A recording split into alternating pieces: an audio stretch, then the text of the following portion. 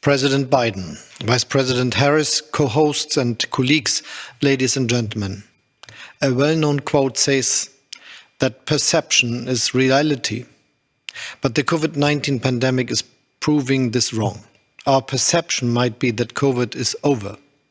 Russia's war of aggression against Ukraine has overtaken the pandemic in the headlines. And after more than 2 long years, people are simply tired of hearing and reading about COVID. But the dire reality is the pandemic is not over. More than 6.2 million people around the world have died from COVID-19. That's about the entire population of Singapore or Denmark. And every day more people are dying. Current outbreaks and new variants of concern show the risk of prolonging the pandemic even further.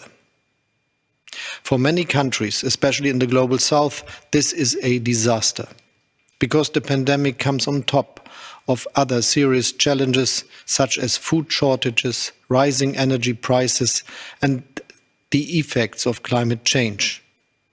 As a result, global debt and inflation are increasing rapidly.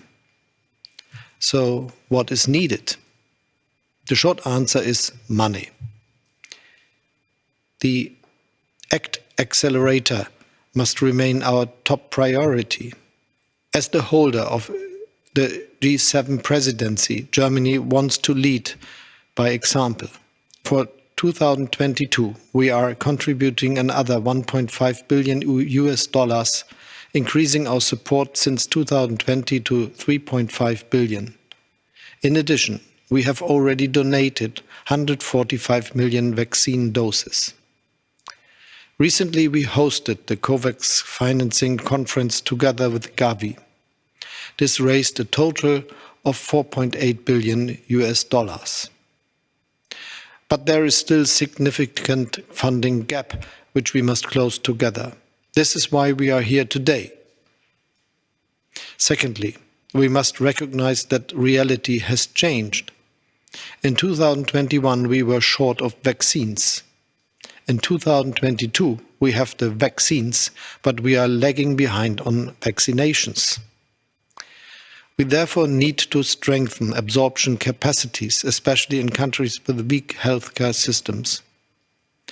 As part of our last mile initiative, Germany will provide 850 million euro to our partner countries, especially in Africa and the Middle East.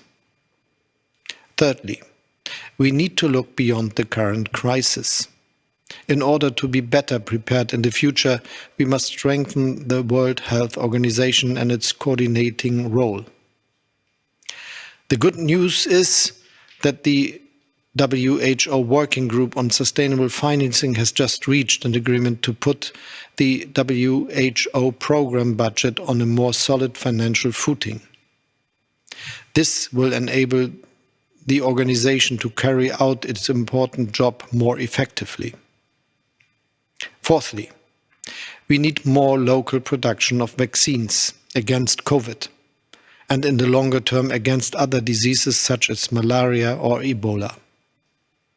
Germany is currently investing more than 500 million euro to expand local vaccine and medical manufacturing in Africa. Our pharmaceutical industry has stepped up its commitments as well. But we also rely on your continued support via Gavi, the Global Fund and other multilateral instruments. Finally, we need ongoing support to build resilient healthcare systems. This is where President Biden's initiative comes in.